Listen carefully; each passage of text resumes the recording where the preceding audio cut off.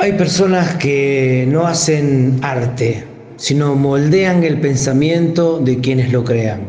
Desde el corazón de Rosario, nuestra ciudad, su voz resuena en las aulas y sobre las tablas. Actor, director, docente, investigador. Él es un puente vivo entre teatro clásico y la escena contemporánea argentina. Canallón como nadie. Una mente brillante que nos recuerda que la raíz de nuestro arte tiene miles de años.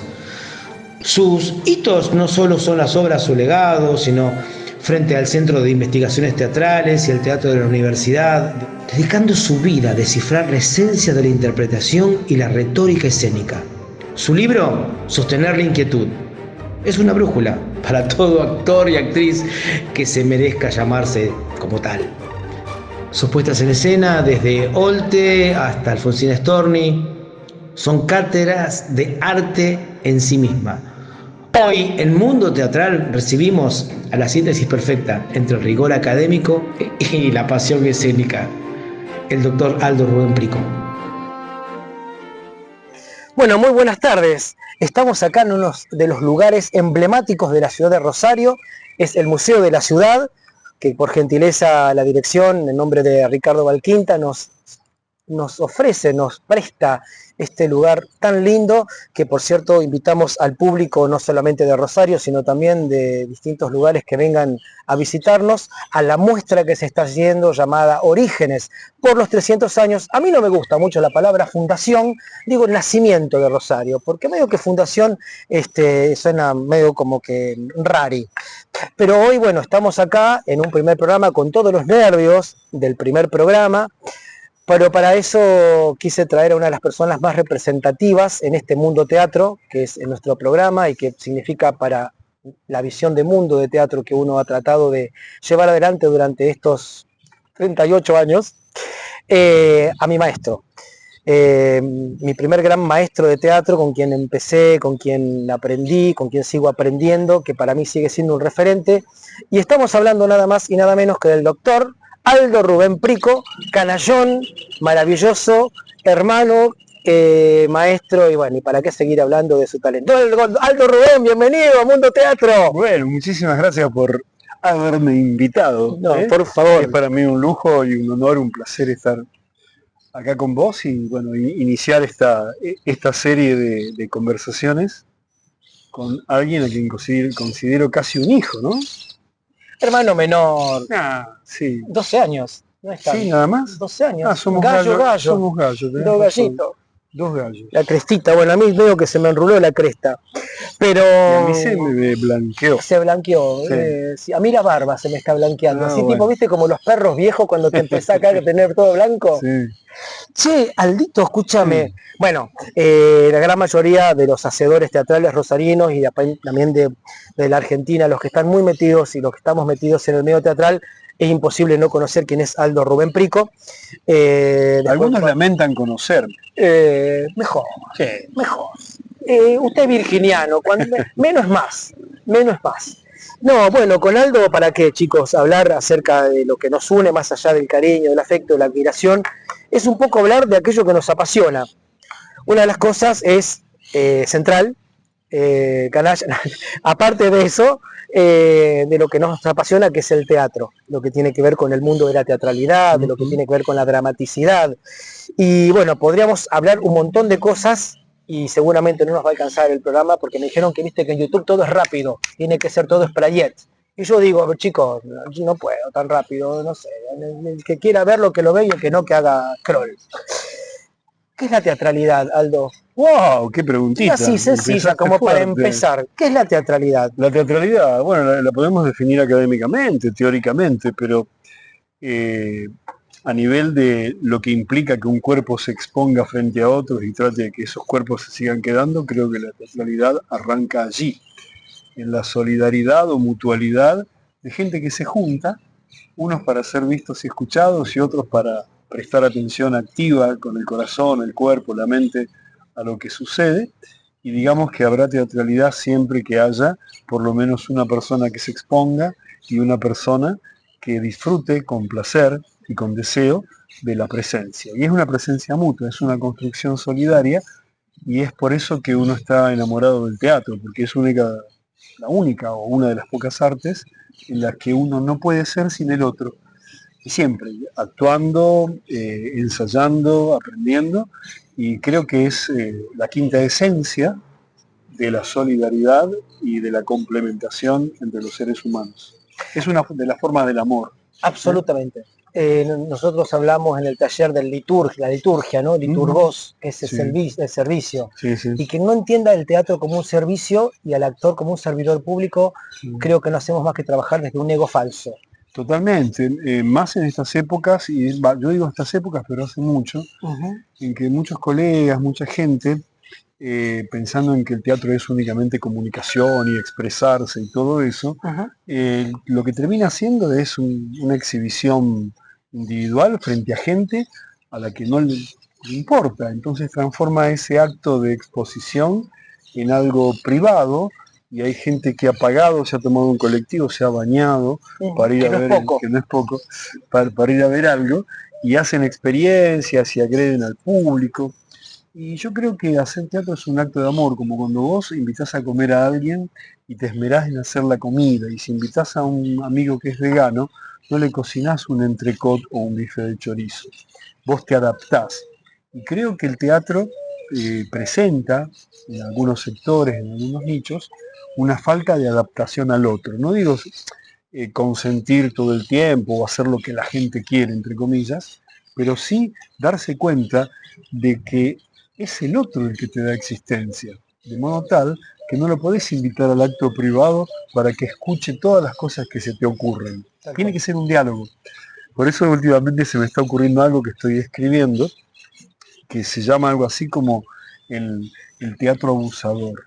Si yo no estoy dispuesto, por favor no me dé función. Hay un tipo de teatro que invade tu cuerpo, invade tu espacio, con gritos, con un montón de explosiones y cosas, y que en vez de seducirte y de llevarte de a poco y de concertar, de conciliar con vos, de consensuar, para reírse juntos, para llorar juntos, para entretenerse juntos, lo que hace es imponerte una idea, una postura. Y es un teatro que éticamente me hace mucho ruido. No tengo dudas, y compartimos en eso. Y muchas veces creemos que cuanto más gritamos somos mejores actores. Sí. Cuanto más exponemos, ¿no? Nuestro, ¿no? Y creo que decimos que somos, che, cómo actúa, qué bien, ¿no? Viste cómo se expresa. Qué audaz. Qué audaz. Hay un gran desafío que, bueno, nosotros estamos empezando, los que somos de una generación varios años atrás, nos llevamos 12 años, o sea que la generación X, el desafío de la inteligencia artificial, por ejemplo, ¿cómo la ves ante la teatralidad? Algunos te dicen, bueno, hay que agarrar los nuevos modos, hay que adaptarse a las nuevas formas, muchas profesiones se van a ver reemplazadas por la IA.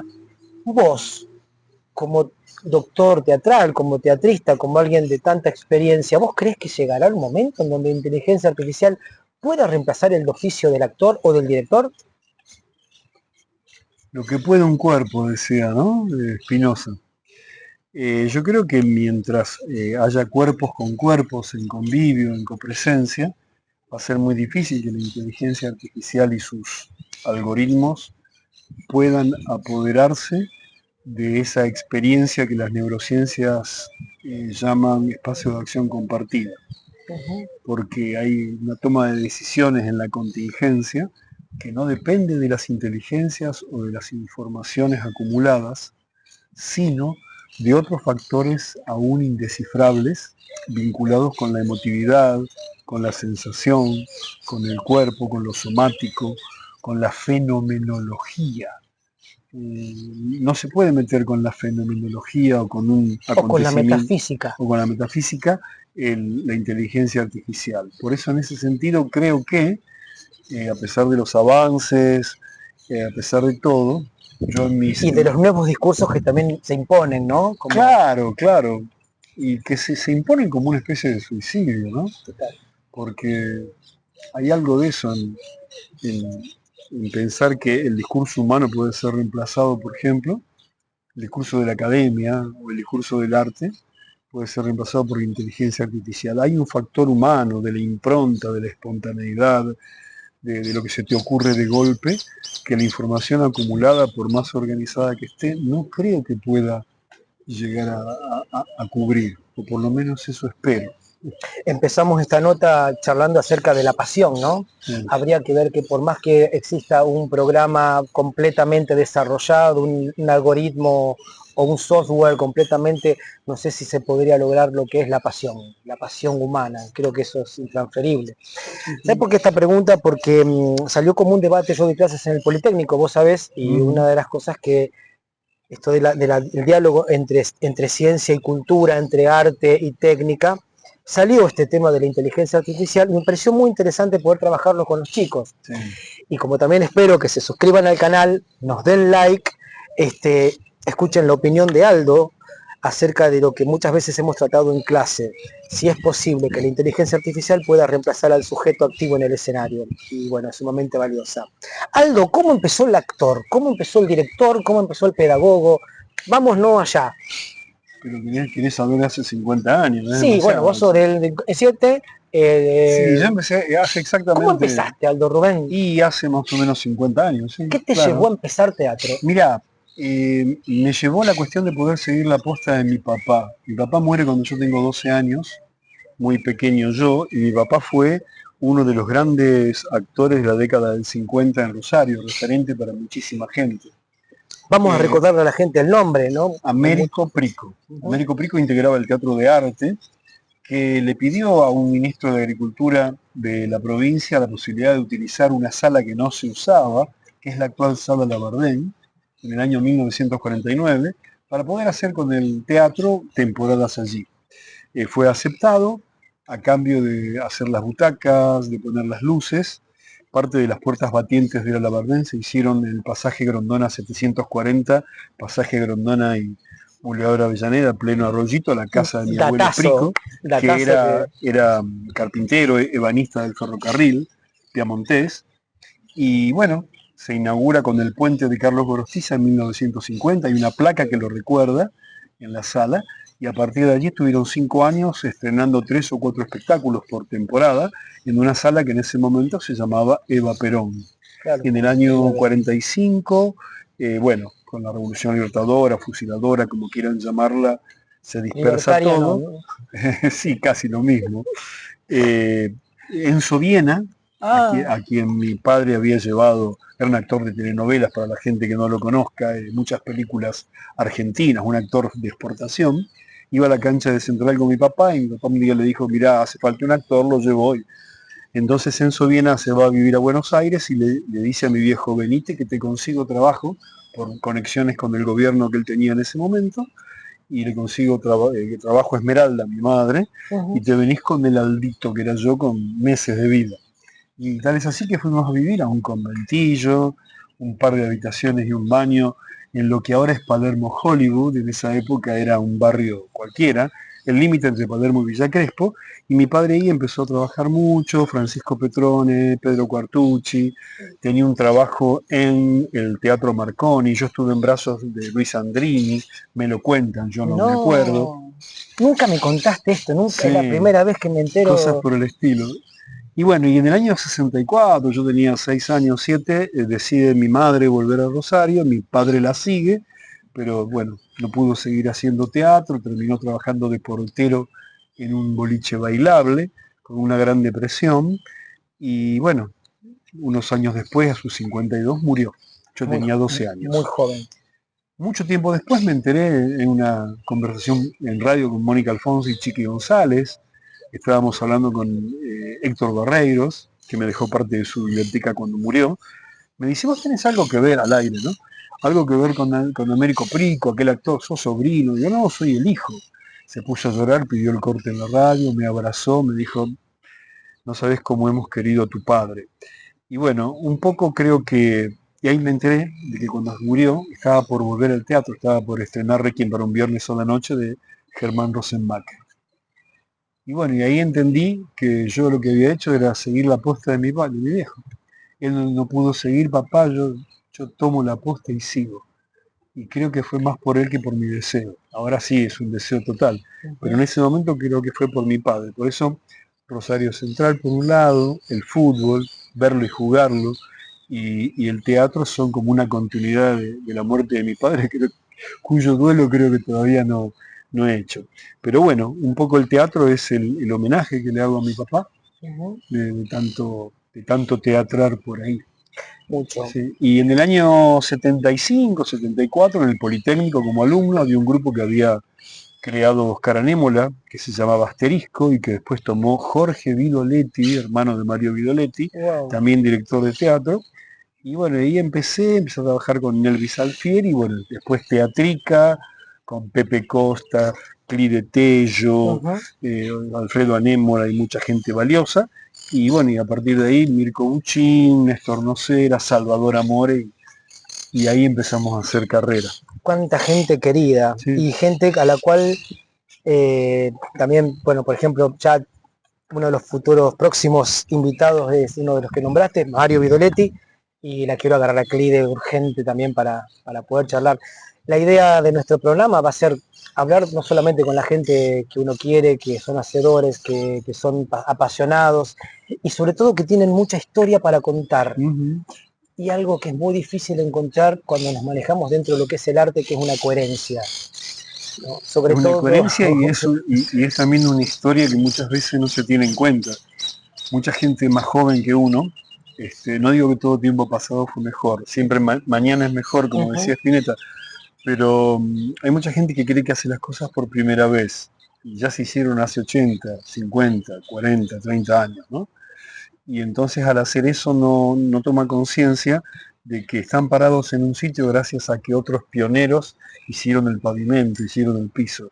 Y muchas veces no se los tiene en cuenta. Por eso el caso de Clide Tello creo que es paradigmático al respecto, porque es una historiadora del teatro rosarino y bueno, creo que hace falta saber de dónde venimos para saber a dónde vamos, dónde estamos y todo eso, y sobre todo para construir humildad que nos falta o que le falta a mucha gente. Este oficio es tan narcisista que a veces está de vuelta sin haber ido. Y creo que hay que estar de vuelta cuando uno ha podido hacer muchas cosas y ser siempre humilde y no pensar, como veo muchas veces, que uno por ser artista, entre comillas, o teatrista, tiene superioridad moral sobre los demás. Tal cual. Viste que cuando llega el día del teatro, el día de la actriz, el actor, la gente pone en las redes sí, que... o es la impunidad, ¿no? De porque esto, ¿no? De porque total, yo soy artista y, sí, y a la vez es un ninguneo, porque nosotros lo sabemos bien en la ciudad de Rosario. La otra vez mandaron un meme en donde está Messi vestido atrás con un placar atrás, vestido así tipo Rocho. ¿Qué hubiera pasado si Messi se quedaba en Rosario, no? Yo creo que Rosario tiene esta cosa un poco de madre abandónica, en donde tiene hijos talentosos, tiene hijas maravillosas, y que muchas veces primero tienen que ser legalizados en la Big Apple Buenos Aires para que después diga, ¡ay, hijo mío, volviste! No, el hijo pródigo, ¿no?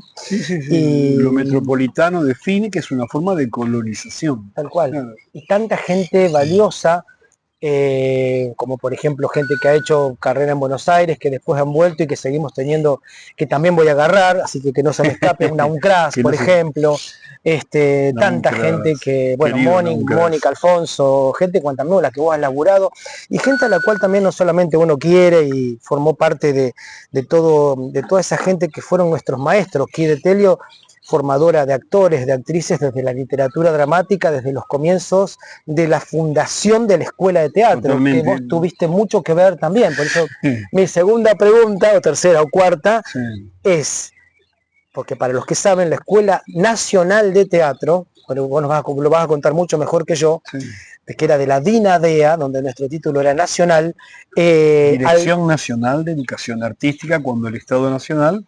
Contanos eso porque lo vas a contar mejor que yo. Existía la Escuela Nacional de Títeres desde el año 74, y bueno, se mudó a Mitri Córdoba, y en el año 86 se crea sobre esa base la Escuela Nacional de Teatro y Títeres, cuyo primer director o rector es Pepe Costa, en el año 86. Ahí comienza la primera promoción de la que son egresados Luis Machín, Mirta Maurici, Roberto Chanampa, Adriana Savioni, bueno, muchísima gente Sí, que la Gachi Gachi Roldán, Roldán, Cristian Cabruja, Cristian Marchesi, sí. bueno, montones de gente muy valiosa. Y del 89 es la primera promoción. Claro. En el año 86, Pepe Costa me pide, por mi experiencia académica en la universidad, si yo me podía encargar de organizar las carreras de dirección y de pedagogía. Yo empecé a viajar a Buenos Aires, a nuestra escuela hermana, el Conservatorio de Buenos Aires, que hoy es el Departamento de Arte Dramática de la UNA, Universidad Nacional de las Artes. Y bueno, comencé a viajar, a llevar y traer programas y fuimos creando. Bueno, en el año 87 se crea la carrera de dirección y la carrera de pedagogía teatral. Y al año siguiente, en el 88, bueno, se me pide que ocupe el lugar de vicerrector normalizador, porque íbamos a llamar a concursos para cubrir las cátedras de oposición y antecedentes, y todo ese proceso quedó trunco después cuando asume Menem. El gobierno de Reutemann, ¿no? Cuando se provincializa. Y después se provincializa y bueno, y por algún político que sacó del proyecto. Sí,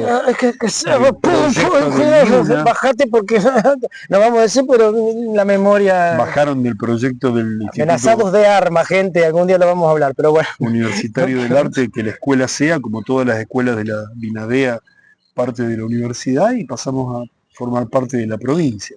Sí. Quizá con mejores sueldos, pero no con la calidad y la incumbencia académica de un título universitario que te permite obtener becas, hacer intercambios y todo eso. Por ese motivo, en el año 2002, creamos en la Facultad de Humanidades y Artes el postítulo y licenciatura en Artes Escénicas para que la gente que tuviera el título terciario pudiera convertirlo en universitario. Y ahora eso llegó a ser una maestría en artes escénicas. También quiero hacerte un par de preguntas, pues esto va a durar hasta las 7 de la tarde, hasta las 8, nos van a rajar de acá porque encima... No, y la gente no va a querer escuchar más. No, hay mucho por preguntar. No, la gente que es fiel, ¿sí? Yo estoy seguro que la va a escuchar. Denos like, por favor. Nombraste mucha gente querida y nombraste muchos formadores de aquella época, en donde acá se me pega el viejo nostálgico. No tenemos que olvidar de que tuvimos formadores en aquel momento de primera línea. David Edery, por ejemplo. Estuve buscando los otros días, lo cual hablamos esto de las ingratitudes del destino, sobre Marta Subiela, material. Oh, por Dios, Marta Subiela. Vos podés creer que ni en Google yo lo encontré, y en otros varios lugares no dan una fecha cierta del deceso de Marta, quién fue Marta, qué hizo Marta, y lo que significó Marta para no solamente el teatro, sino la cultura de la danza, del teatro movimiento, y una de las innovadoras de traer el contact a Rosario como gran novedad en los 90, ¿no? Profesora de la escuela, como la Chiqui González, Julio Somaschini. Julio Somaschini, David Edery, el mismo Mario Vidoletti, también estuvo, Aldo El Jatib, Leli Area. Leli Area, sí, bueno, muchísima gente muy, muy valiosa, Eliana Gioia. Y ¿vos sabés por qué Chiqui González comenzó a dar clases de actuación en segundo año de la tarde? No. Eso es una anécdota que mucha gente no la conoce. Corría el año 87 y como Mirko Buchin no quiso tomar las horas de actuación, de taller de teatro, como se llaman ahora, se convocó a una mujer que había estudiado en el Actor Studio de Nueva York. Había estudiado con Lee Strasberg, Mabel Martín, que era de la ciudad de Rufino. Era amiga de Carlos Castro, un excelente profesor de música que también formaba parte de la escuela, y empezó a dar clases, tanto a la tarde como a la noche, con la primera promoción. Y un día, había avanzado abril, fin de abril, nos enteramos de que había asesinado a su mamá y que se había suicidado ella. De modo tal, sí, una tragedia. Que la escuela de pronto se quedó sin docente de actuación. Pepe Costa trata de recurrir en el plantel docente que había en ese momento, quienes teníamos experiencia en eso, y convoca entonces, por un lado, a Chiqui González para la tarde y a la noche a mí. Y ahí arrancamos, o sea, a partir de una tragedia, empezamos a dictar clases, y bueno, yo desde ese año que doy actuación y Chiqui durante muchos años también. Recordémosles a la gente que, gracias Lu, recordémosles a la gente que tanto Aldo en la noche como Chiqui a la tarde, durante muchísimos años, fueron nuestros grandes referentes y los que en ciertos modos, perdón si atento contra la humildad virginiana, no solamente nos marcaron como generación, sino también que fueron grandes innovadores y siguen siéndolo. Ni hablar después cuando Chiqui empieza a ocupar cargos en distintos lugares de la cultura que hicieron que la cultura rosarina tenga otro paradigma, otra mirada, otro vuelo, otra creatividad. Le cambió la cabeza absolutamente a la provincia y a la ciudad. Así que ni hablar, bueno, esa es la gente que a nosotros nos formaron, incluso a muchos de los docentes que actualmente están en la escuela de teatro. No sé si hemos aprendido mucho, no, yo no estoy en la escuela de teatro, claro, pero todavía espero que algún día me llamen. Todavía estoy esperando un lugarcito en el mundo, pero ese es también otro tema. Muchas de la gente, los formadores de la escuela de teatro, somos hijos y nietos de toda esta generación maravillosa, que son nombres que no figuran ni van a figurar en los grandes carteles ni en las placas. A lo sumo figurará una calle como la de Victoria Colosio, ahí perdida, ¿no? En el tango, Victoria. O ojalá algún día figure una calle Victoria es la culpable de que yo no me dedique a la danza, ¿sabías? No, contame eso. Y contanos quién era Victoria, si podés. Victoria Colosio, gran bailarina, gran coreógrafa, amorosa, generosa, al final loca, como nadie. Loca, libre, que según me han contado, me parece que fue novia o amante de mi viejo, antes de mi madre. Sí, bueno, algo de eso hubo. Teníamos un feeling muy especial, yo la quería mucho. Y yo quería en el año 80, por ahí, aprender a bailar tango con ella. Entonces fui a sus clases. Y recuerdo que después de la clase se acerca, me dice, ay, Aldito, cuánto entusiasmo. No, obviamente no fui más. Claro. Yo no puedo dar un paso, no tengo la más mínima noción del ritmo musical, bueno, no sé bailar, soy una bestia. Qué mujer maravillosa. Y bueno, mucho entusiasmo Aldito. Hay un libro de ella que sacaron, ¿sabías? Que anda circulando. Sí, y aparte también hay que también leer, por favor, Sostener la inquietud, del doctor Prico, librazo, así que bueno, también altamente recomendado a todas las personas que hacemos teatro, que bueno, y ahora estabas por sacar otro también. Construir el deseo ajeno. Construir el deseo breve ajeno. Destratado del teatrar. Bien, por supuesto que cuando lo presentes acá en Teatro Mundo lo vas a traer, lo vas a presentar y vamos a hablar al respecto. Aldo, tenemos que hablar, no sé, bueno, vos hiciste desde El Soldado Fanfarrón, con el teatro latino, aparte de ser profesor de latín en la Facultad de la Universidad de Letras, y tantas otras, bueno, tantos cargos y tantas cosas que ya después vamos a pasar la bio para que vean los antecedentes de Aldo. Hago bien, pero hago. Pero algo hace. Algo hace. No, escúchame. Yo vivo del latín y del teatro. Si vos conocés a alguien que viva de eso, es un montón. Debo ser único. Es un montón. Y más en Rosario. Sí, he tenido mucha suerte en la vida. Y más en Rosario. He tenido mucha suerte. Porque sos buen tipo. Sos buen tipo. Mi hijo dice eso, sí. Sí. Sí, no, aparte, yo quería preguntarte esto que... Vámonos a los estilos, ¿no? Vos has dirigido Troyanas, de Eurípides, al estilo histriónico de la comedia romana del siglo I en Plauto, te he visto en Adiós Preciosidad, te he visto dirigido en Frédéric Chopin, en la farsa de Cusani con Lo cortés no quita lo valiente, hiciste realismo. Lo caliente, perdón. Ni hablar de telarañas, o sea, expresionismo puro. O sea que ya después vamos a mostrar imágenes también que tenemos. Fanfarrón fue hecho con técnica de clown. Sí, no me caso con ningún estilo. Eso te iba a preguntar, si hay un estilo que por ahí te gusta, no hay que te gusta bailar definida, más. Creo que hay momentos, creo que más o menos he aprendido de oficio varios y me siento cómodo en todos y no creo que uno sea más valioso que otro, aunque la gente tiende a creer o a opinar que el realismo es un estilo mediocre o menor. Y yo creo que es porque no lo saben hacer. Definime realismo, que no es realidad, ¿eh? Claro, no es una copia de la vida. El realismo es un estilo que busca la empatía del espectador mediante el efecto de estar mirando por una pared invisible, una cuarta pared invisible, lo que sucede con gente que no es consciente de que la están viendo. Es decir, que el realismo es un efecto que justamente como toda verosimilitud, como toda obra para ser creída, requiere, necesita, es indispensable, hacerse artificial para parecer natural. Yo digo, por ejemplo, los tiempos de la realidad no son los tiempos de una obra realista. El volumen de la voz, por ejemplo, no puede ser real porque tiene que ser audible. Entonces ya empezando por el universo de lo que se oye, ya no hay posibilidad de que sea una copia. Los tiempos, los ritmos, la gestualidad, etcétera. Gestualidades que son lícitas en la vida, las pones en una obra y parece una exageración o algo así. Creo que el realismo se define por eso, por el efecto de estar espiando algo que sería como una extensión del universo cotidiano de la gente, por analogías con las experiencias vitales del espectador. Pero no es una copia de la realidad, no es hacer exactamente como en la vida, y digo, reitero, hay que utilizar mucha técnica y mucho artificio para lograr ese efecto de realidad.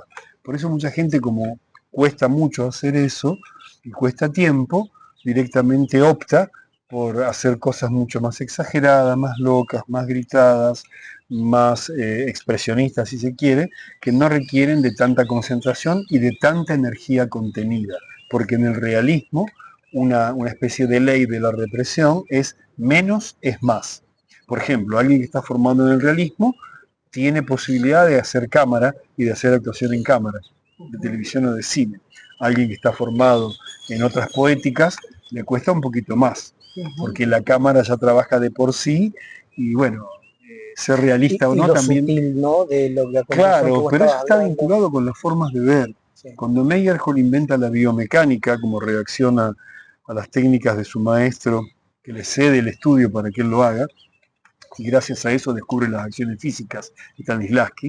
Stanislavski primero es acumulo información y trato de expresarla. Después viene Meyerhold y dice expreso, y Stanislavski dijo, uy, si expresás, podés sentir. Entonces hace la síntesis de las dos cosas y descubre que haciendo se puede sentir y sintiendo se puede ser creído por el público.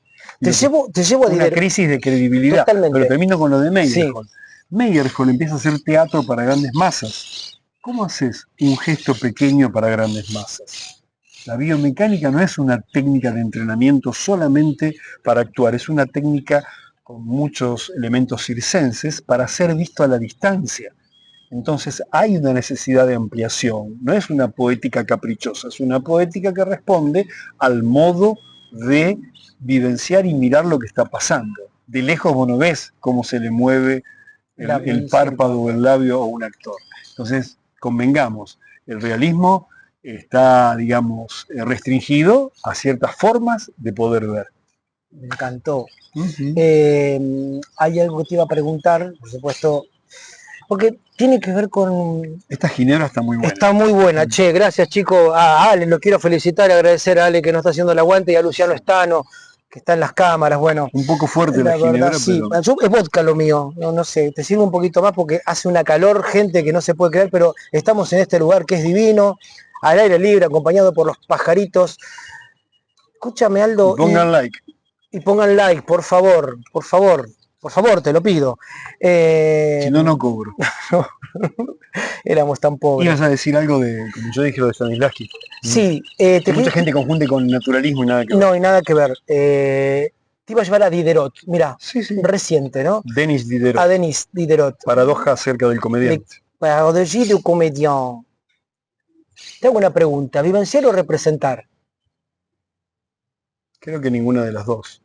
Ajá, a ver. Creo que ninguna de las dos. Contanos un poquito quién es, o quién, para el que no conoce, quién fue. Hay una vieja polémica en los modos de actuación que dicen que para ser creído hay que creerse y sentir todo. Y otros que dicen, como la escuela inglesa, que hay que saber disimular y hay que saber representar muy bien para que el otro te crea. En definitiva, se trata de un efecto de verosimilitud. Lo importante en todas las épocas teatrales es que el público te crea, sea cual sea la poética, sea cual sea el estilo.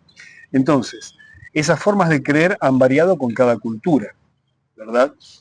Pero una de las grandes discusiones era esa de si siento mucho, ¿qué me pasa fisiológicamente? Entonces Diderot decía, el actor que siente mucho no le sale la voz porque tiene un problema para poder expresarse, no le sale el volumen. Pero el que lo hace muy frío, por ahí parece que lo estuviera repitiendo y no se cree.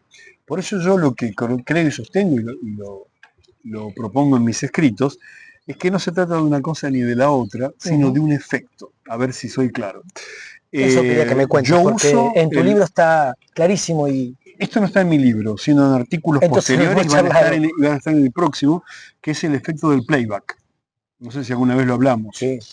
Vos cuando vas a ver un conjunto, un cantante que te gusta, estás disfrutando del recital, haciendo poco, lo que vos quieras, y de pronto notás un desfasaje entre la modulación y el sonido. Y te das cuenta de que está haciendo playback. A lo mejor lo sabías, pero tu goce como espectador provenía de creértela. Mentime que me gusta. Pero ¿qué te pasa en el cuerpo cuando vos descubrís el playback? Hay como una decepción que no es moral. No es que vos decís, uy, mirá, me hicieron pagar la entrada. No, el placer está en que parezca la vitalidad de que se hace aquí y ahora. Entonces ahí está la clave, en la sensación o efecto de espontaneidad, sea clown, sea danza, sea lo que vos quieras. Que no se note el artificio. La gracia en el baile, donde lo más importante es aterrizar, no saltar, es que no se note el esfuerzo del cuerpo en el momento del pasaje de un gesto a otro, de una acción a otra, de una actitud a otra. De modo tal que lo que hace creíble no es ni la vivencia plena ni la frialdad, sino la habilidad que vos tengas, apelando a una o a otra, o a ninguna, para que el espectador se la crea. Sabe que es mentira, pero yo origino un dispositivo. Yo sé cuáles son las claves, pero sería muy largo ahora contarlo. Entre ellos está el de la continuidad y el no reposar, y el estar siempre más en tensión que en acción, para que la gente te crea y se entretenga. Entonces, el creer lo que hace gente en el escenario, en un espacio escénico cualquiera, no depende de si la gente se mimetiza o no. Y tampoco si es fría y no exacta. garantiza, como vos decís, que el público entre en la convención. Yo me puedo estar desmoronando, llorando porque se murió. Y no le moves el pelo y no a nadie. le moves el pelo a nadie, o sea que tampoco es garantía. Por eso. Ay, che, ¿cómo haces para llorar en escena? Tendido, sí. No pasa por ahí. Por eso digo que el eje de la cuestión no está en eso, sino en de qué manera vos manejás el vínculo de la relación teatral, de ese feedback, ¿no? De esa interfaz que se va creando con el público. Si yo te pido o te pregunto, ¿qué es lo más importante para un director teatral? Si tenés que saber limpiar las cosas, no acumular. Lo importante es manejar, a la gente no le va a gustar, pero es manipular la mirada ajena y el oído ajeno. ¿Es democrático el teatro? Totalmente, pero como es democrático el cine, que con la cámara te muestra solo lo que el director quiere y nadie dice nada. Ahora vos decís manipular en el teatro y todo el mundo manipular, le suena muy feo, pero es una manipulación a la que uno se presta. Manipulación sensorial, digamos, no es una manipulación. No tiene que ver con la perversión, no, con la cuestión. Tiene que ver con una manipulación de hacer que la gente escuche y vea lo que yo pretendo que vea, hacerlo foco. Bueno, las teorías de la fenomenología de la percepción, la psicología de la percepción, la Gestalt, las neurociencias aplicadas al teatro, la antropología teatral, la retórica escénica, tienen mucho que decir al respecto de, por ejemplo, qué hace un cuerpo para que otro cuerpo se contagie de él. Porque eso es lo que tiene que ser un director, lograr contagios, porque un director y un actor somos generadores o gestores de esperanzas de futuro acontecer en los espectadores. Eso es lo único que hay que lograr, que los espectadores quieran que venga lo siguiente. Exacto. No narrar, no describir, no informar, no explicar. La actuación consiste en eso, en provocar el deseo constante de que me vean y me quieran. Mírame, oíme, no me rechaces. La empatía es la base. Y la empatía, me encantó eso, porque la empatía no tiene nada que ver con la apuesta. Y muchas veces confundimos que qué dirección o qué gran director cuando la mirada está puesta en la apuesta y no en el actor. Claro, y aparte esa apuesta está dirigida a lo comunicacional, al mensaje. Lo importante es el significado, el significado. Yo creo que lo más importante es conmocionar, hacer reír, enternecer, angustiar, hacer moquear, hacer reír a carcajadas y que después venga, si querés el significado, como dice Cartoon, sobrevolando la milanesa. Cuando te vas a comer después de ver la obra o estás conversando con tus amigos acerca de lo que viste. Por eso el teatro, en el instante en que está fluyendo, no tiene que hacer pensar. Viste que hay publicidades o gente que va a decir, es una obra que hace pensar, no voy. Si me dicen eso, yo no voy. Yo para pensar leo libros de filosofía, de política, de sociología. Yo quiero que la obra me estremezca y me haga salir física, somáticamente distinto de allí. Y después yo me encargo de pensar qué pasó con eso. Pero no me vengas a bajar línea, por favor. Tal cual. ¿Viste? Entonces creo que el teatro pasa por ahí y que un director tiene como una exigencia casi, crear las condiciones para que las energías del espectador se centren en esos cuerpos, en ese espacio, ahí y ahora. ¿Qué debe ser o cómo debe ser un actor? ¿Qué debe tener? A ver, debe tener técnica. Vos Yo no decís creo que en el actor es, bueno, me agarro el texto, me subo al escenario, bueno, y vos que sos gracioso, dale, vos tenés que hacer teatro, dale. A mí me dijeron siempre de chiquita, vos sos gracioso, dale, subite al escenario que... Hay gente que tiene talento, convengamos que sin haber estudiado nunca nada hace cosas maravillosas. Bueno, pero yo creo en el trabajo, creo en el sudor, como decía Rilke, cuando la inspiración venga me va a encontrar trabajando, 90% de sudor, 10 de inspiración. El actor lo que tiene que tener es disciplina de trabajo y entender que está haciendo que tiene la responsabilidad de crear un artefacto con su cuerpo, sus compañeros en el espacio y en el tiempo, para prestar un servicio emocional, afectivo y ético a la gente que se ha tomado el trabajo de acompañarlo, de reunirse en esa comunión con el equipo actoral. Entonces, para eso, mientras más estudie, más preparado esté, más técnicas conozca, mejor.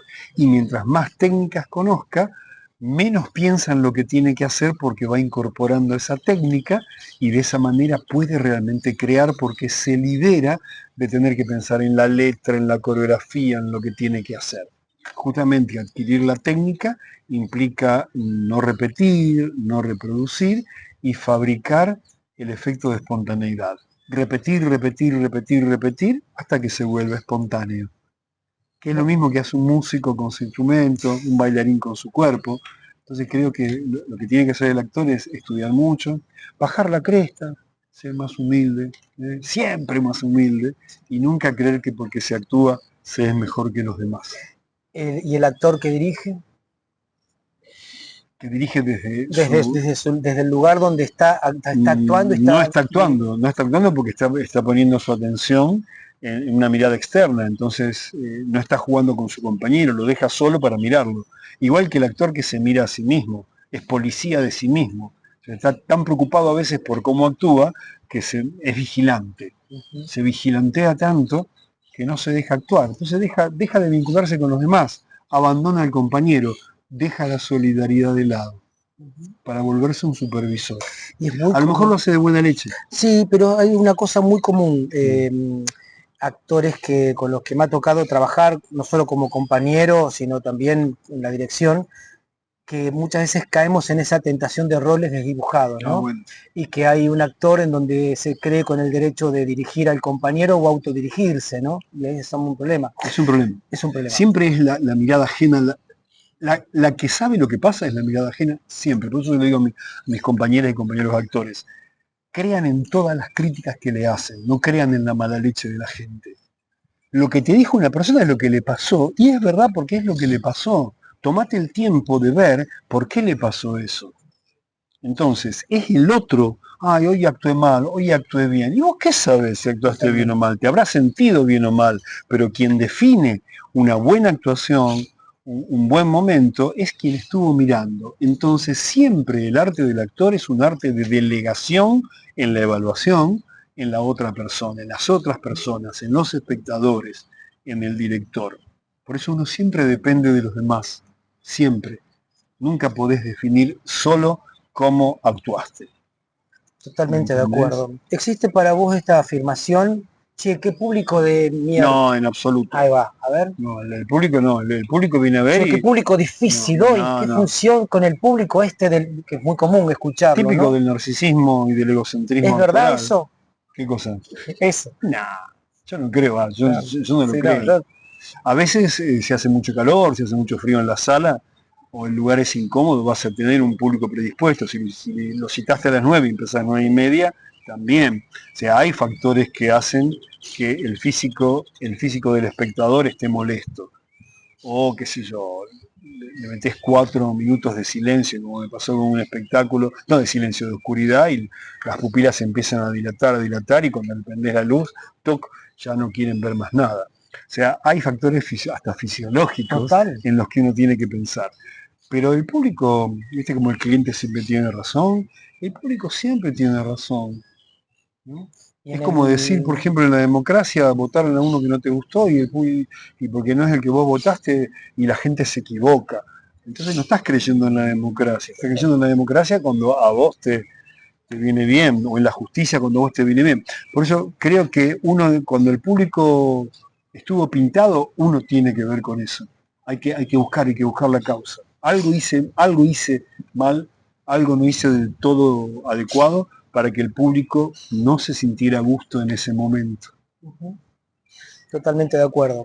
Sí, pasa que bueno, yo a veces me olvido que soy el entrevistado, parece que fuera una charla y me meto en la opinión de Aldo, pero tenemos muchos criterios muy parecidos en eso, más allá de que mi maestro. Lo lamento por vos. Pero es notorio y a veces se sufre eso.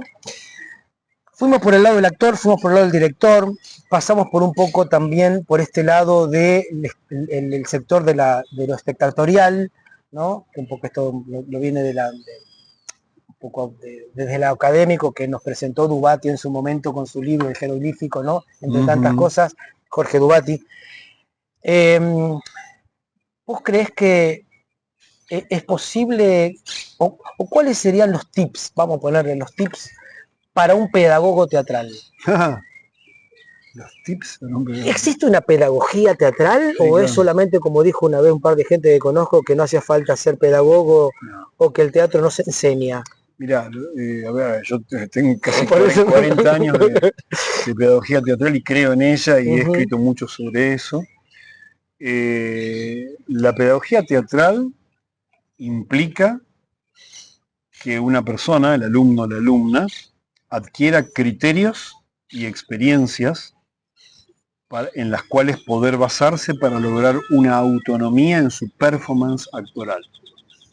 Lo que yo hago como pedagogo es plantear un tipo de ejercitación, un tipo de experiencia, donde a propósito la gente se equivoca. Es decir, la gente falla y toma conciencia de que lo que ha hecho es inconveniente. Y entonces ahí cambia el chip y va al criterio. Ejemplo, una persona que actúa por espasmos, cada vez que tiene que hablar, por ejemplo, corre el riesgo de que no se la atienda. Para poder existir tiene que tener un fluir constante de una energía aunque esté contenida. Porque si un espectador la ve y ve que está en reposo, eso no reenvía el ojo del espectador al foco. Lo que ve es alguien que está esperando el momento. Es lo que yo llamo actuación walkie-talkie. Hola, cambio, actúas vos, dejo de actuar para que actúe el otro. O en los diálogos, ¿viste? Hago el punto para que el otro me callo y vos seguís. Ahí, ¿qué pasa? El artificio emerge muy alcahuete y lo que hay que hacer es ocultar el artificio, el playback del que hablábamos antes. Entonces creo que una pedagogía de la actuación, entre otras cosas, pasa por justamente entrenar esa capacidad de continuidad en las formas de utilizar el cuerpo y de vincularse con los demás y con las cosas, pensando en lo que yo llamo en mi teoría dominio vincular, el pensamiento constante del personaje. Porque actuar es estar ocupado, actuar es llenar, actuar es unir o articular las partes sueltas. Quien logra unir las partes sueltas se da cuenta de que actuar es puentear. Entonces, ¿la actuación qué es? La edición de partes. ¿Cuál es el error más frecuente de directores y actores? Actúan las partes y no las uniones. Yo digo que la actuación es un convoy, un tren, una serie de vagones. La gente tiende a actuar los vagones, cuando lo más importante del tren es la unión entre vagón y vagón con la locomotora para constituirse en un todo. Entonces hay actrices que actúan las transiciones y ahí está la buena actuación. Entonces, ¿qué sería una pedagogía teatral en ese punto? Entrenar las transiciones y no los momentos importantes donde tenés que decir las cosas o tenés que hacer las cosas. Por eso se trabaja mucho más en una noción que yo cada vez sostengo con mayor convicción, que es la de que el teatro no es acción. Totalmente de El acuerdo. teatro es tensión. Tensión. Es inminencia de... Yo digo contención. ¡Contener! ¡Contener! Contener. Es el OTCATS. Me cargan los chicos porque cuando yo digo contención lo relacionan con lo escatológico, ¿no? Y bueno, pero es así. Pero es así, chicos. Ellos se cargan y luego yo digo, apretá el culo. Claro. Es tan fácil gritar, es tan fácil Claro. hacer. Por eso la técnica, digamos, quien se entrena en usar la fuerza y retenerla y dosificarla, está en condiciones de dominar su cuerpo en el espacio y de poder manejar los intereses emocionales de la audiencia. ¿Cómo ves el teatro rosarino octubre del 2025? ¿Cómo lo ves? ¿Qué ves que pasa? ¿Qué Yo hay? creo que está en movimiento, está en ebullición. Sí. Es un teatro, por suerte, en efervescencia, con muchas pruebas, hay mucha prueba y error. Mucha gente nueva mucha también, gente nueva, interesante. Y hay muchos destellos Sí. de cosas que son brillantes. Hay también repeticiones de cosas que no funcionan. Pero creo que es un caldo de cultivo interesante y me gusta que no esté definido. No me gustan las definiciones y las identidades. Creo que hay mucho movimiento, mucho magma volcánico ahí que está trabajando, que en algún momento se va a disparar en algunos nichos y va a tomar forma, pero yo estoy muy contento de que esté informe, o sea, sin forma todavía, porque eso es lo que te da la posibilidad de poder elegir y de poder volcarte hacia un lado y hacia el otro. Es como optar por la definición tajante, y me parece que no la hay, y a mí me gusta que sea así. Está buenísimo. Porque implica que la gente no está conforme todavía. Bueno. Totalmente. Te preguntaba esto porque nosotros en otra época como que estaban los referentes, ¿no? Sí. El teatro priquiano, el teatro, ponele, de la bueno, Chiqui, sí. El teatro... Sí, ahora ha desaparecido un poco es como que habiendo tanta diversidad, está ¿no? Bueno. El teatro, me encanta. Está bueno que la gente se divida y aprenda de cada persona lo mejor que esa persona tiene. Cuando mis alumnos me dicen, por ejemplo, che, ¿qué te parece que vaya a estudiar? Buenísimo, anda. Yo siempre les digo que sí, porque cada colega tiene una parte fundamental para que la gente aprenda, ¿no? Y no hay que negar a nadie.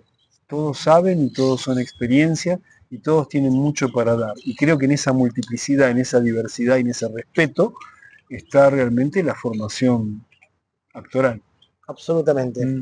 Para ir cerrando, Aldo, estás dirigiendo, contanos, pasanos un poco chivo, contanos, ahí está un equipazo de gente. Cuando termine de dar clases en el grado y siga únicamente en el posgrado, a ver.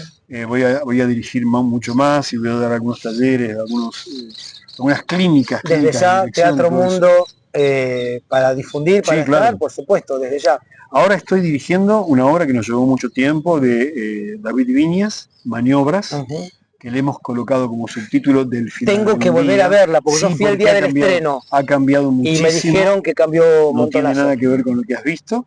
Hacemos una función mañana en el semillero del Complejo Gurruchaga y nos despedimos de este año, en temporada, en la Orilla Infinita, en la calle Colón, el domingo 30 de noviembre. ¿A qué hora? Debe ser a las 20. Listo. Después, domingo 30 de noviembre, Maniobras de David Viñas, el Teatro de la Universidad, con David Zoela, con Luciana Mótola, con Paola Scarinzi, Virginia Esparza, Roberto Chanampa. Cuánta gente querida. Mariano Raimondi y el director asistente, que es un lujo, Brian Russo. sin gente magnífica, somos como una especie de familia. Gente hermosa Y- aparte. Bueno, Paola fue alumnita mía Sí, en sí. su momento. No, hay gente maravillosa y de verdad que A mí tiene me que gustó verlo a la mucho. gente, pero Sí, me me parece gustó. que es una actuación muy respetada, es muy respetuosa, y más allá de que te pueda gustar la obra o no, creo que hay un trabajo técnico muy cuidado, con mucho detalle, con mucho esmero, y creo que toda la gente coincide Ujú. en que a los que les gusta más, menos o nada la obra, en que es una buena actuación. Por lo menos gusta mucho. Es muy sencilla la puesta, muy íntima, A muy mí me cercana gustó al mucho. público, muy de cámara. Y bueno, seguimos trabajando en eso. Bien. Aldo, gracias. Gracias No, gracias a vos por la por esta entrevista. invitación. Para mí es muy importante. Para mí es Primero que un...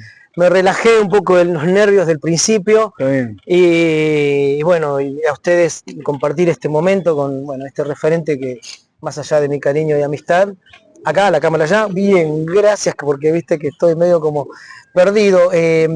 Primero, bueno, agradecer una vez más a Museo de la Ciudad, que nos ofrece sus jardines, a su director, a Ricardo Valquinta, y a todos los colaboradores. La idea, bueno, es seguir y continuar con este ciclo, por lo menos para ir subiendo contenido todo el tiempo, para que vos estés informado, no solamente de lo que está pasando y lo que pasa en la ciudad de Rosario, sino también las opiniones, miradas de puntos de vista diferentes de todos los hacedores, teatristas y demás.